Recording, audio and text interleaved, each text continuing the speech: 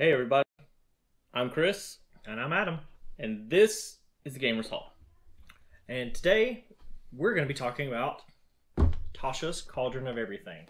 But specifically, we're going to be talking about a specific subclass. And we want to talk about a few things that we find good about them, probably some things we find bad about it. And then we're going to talk about the roleplay value in those and what you can do in order to spice up the subclass a little bit, or just add extra things to a campaign that a DM can use to create maybe a driving force for the campaign, or add additional content. You know, give these characters flavor. Maybe the specific area that you're going to. The how's the subclass fit into this area that your players are about to adventure into. Yeah. And we want to touch on a couple of ways that maybe this subclass can fit into different worlds.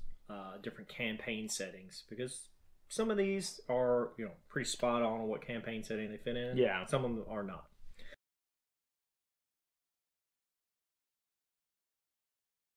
So let's get right into it. What's the first subclass going to be? Well, the one that immediately stood out to me, I loved it, is the Path of the Beast, one of the new Barbarian Primal Paths. I love this. It's hard not to like it, to be honest. I mean, there's a lot to like about this barbarian. The amount of flavor that's in it, the fact that you're growing these claws, you get these fangs, and you grow the tail, and how it can help you in combat. Or I could even imagine a DM allowing someone to use this to do other things, like if one of my players was like, hey, can I, grow my claws and start climbing? I'd be like, sure. Yeah. Like, I'd allow that. Sure. Like, you can climb. Why not? You use your rage. You grew the claws. Like, yeah, that'll help you climb. Yeah, give yourself a climb speed. They want to waste a rage to get a climb, even though it's 6th level. They will be able to get that ability because they kind of already do that. But what I really like about beforehand. This, yeah. What I really like about this is I feel like it's the first time a barbarian, aside from the frenzied berserker, feels wild. Like, this one to me if you're playing this barbarian, you have that truly savage barbarian feel. That looking to a barbarian, what you assume is just uncivilized. The primal, the primal aspect. This one's a wilderness barbarian. It's been out there. Yeah, and it touches on that nature spot of like an actual. Like, this guy is a creature. This guy is a beast. He's a force of nature, not just a guy with, extra training or borrowed abilities. No, he is truly that entity. He is becoming that thing. And for me, that's amazing.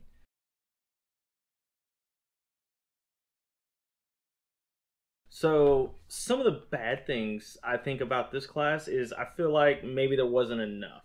Like, you've got the bite attack, you've got the claw attack, you got the tail attack, but what if the beast that you were trying to imitate was different? Like, what if you wanted horns? Like a bull. Yeah, like a bull. What if you wanted scales? What if you wanted a shell like a turtle? A shell like a turtle. What if you wanted fins? Like you wanted to be more water, ocean based. Talons like an eagle. Talons like an eagle, yeah. Like I feel like there maybe could have been a couple more options to play with, or like as you leveled up, it opened up more options.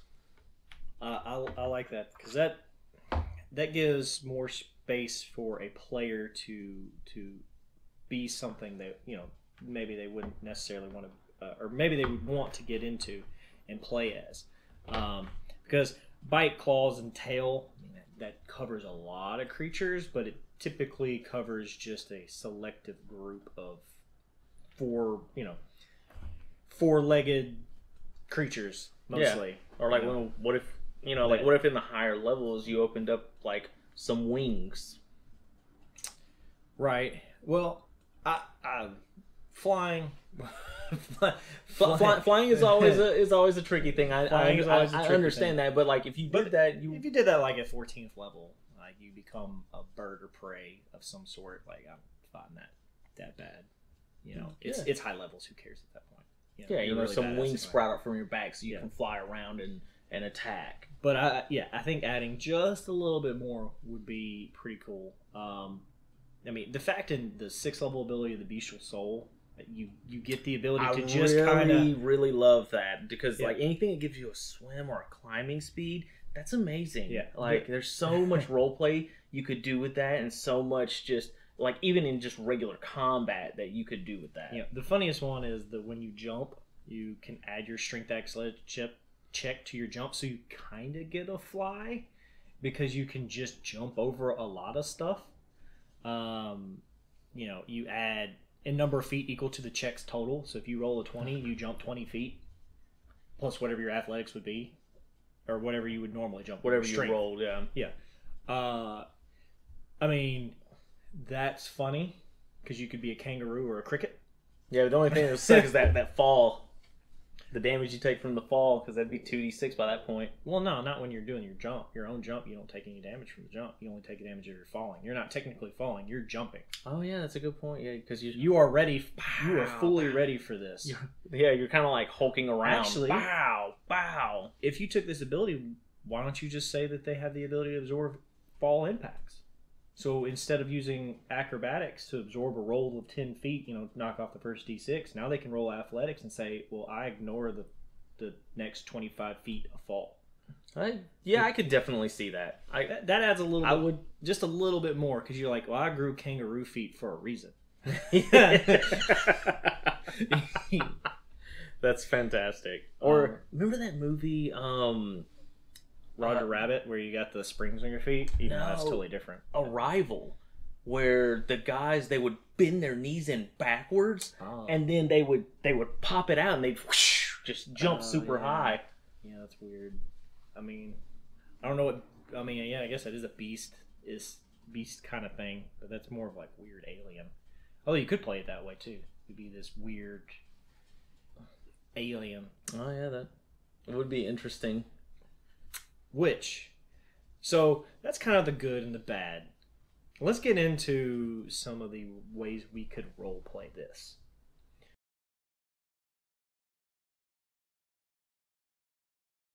Okay, so we're going to talk about some ways you can role play this and spice up each one of these subclasses, and also a way that they might fit into a campaign setting.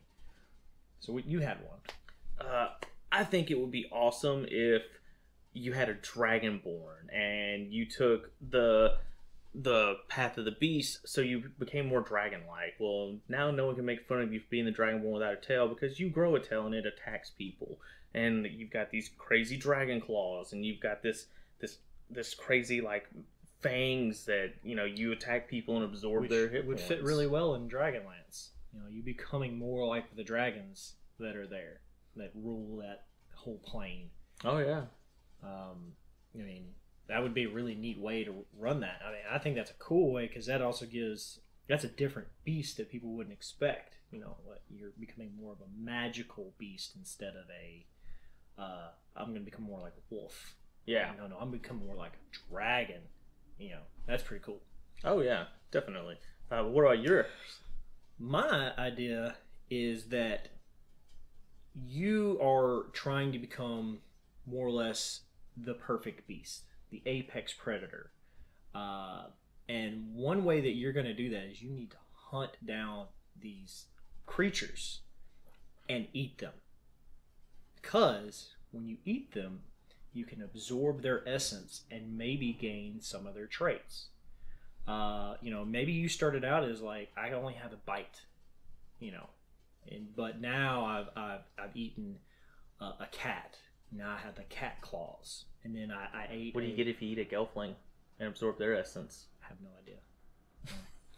I don't know. But you could eat a bull and get the horns. Yeah, eat a bull, get a horns. You can eat a falcon and gain talons. And these can be played out in different ways of the mechanics. Yeah, you could go to like a tundra plane and eat some of the creatures with like cold resistance, and you don't have cold resistance, but cold weather doesn't affect you. Yeah, like you can down to negative 50-degree temperature while raging. You're completely unaffected because you gain the blubber of a seal. You know, and there's a feat in this book called chef that some people are kind of down on, like, oh, why would I want to go cook? Hold on now that if you can fix the perfect meal of the beast you just killed, you can get this ability. Yeah. So it's a combo. Maybe the DM works with you on it. Like, listen, you picked up chef.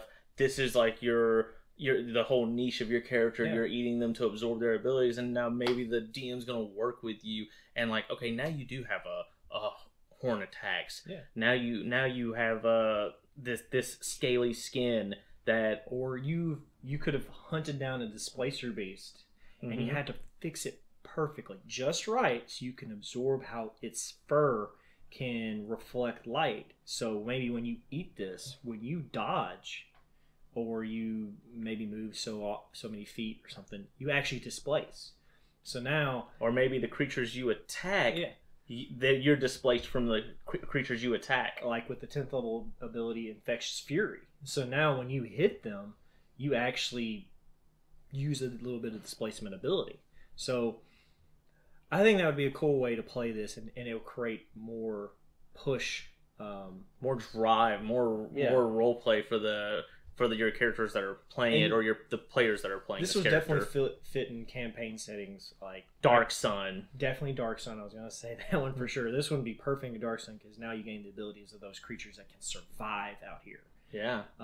Faroon, this could fit easily. There's lots of easily. A Theros, this would be great in Theros. Fantastic in Theros. Mythical creatures, you become the mythical beast yourself. Oh, I think that'd be really cool.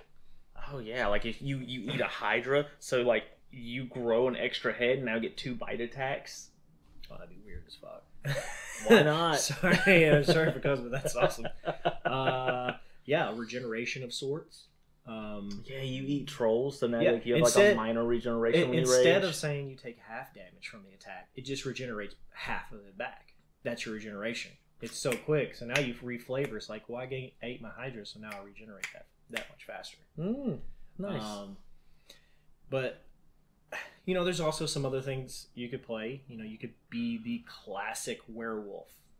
Yeah, it hits those lycanthropies very, very hard. Which would be great for Ravenloft. Curse of Strahd. Curse of Strahd being that full on. Yeah, maybe you want to be maybe Strahd has your mother or father, and you're the cub that's going to get them back. Yeah, you could, or you've intentionally dabbled in absorbing the curse without going full on. Like you've heard of there's this way that you can become a lycanthropy without having the negative effects of being a lycanthropy. Yeah, how would the Church of the Silver Flame see this in Eberron? Oh, depending on what sect of the Silver Flame, they probably would try to kill you. Yeah, because you're a werewolf. Yeah, you're changing. We don't like. There's a lot of great roleplay opportunity there. There is.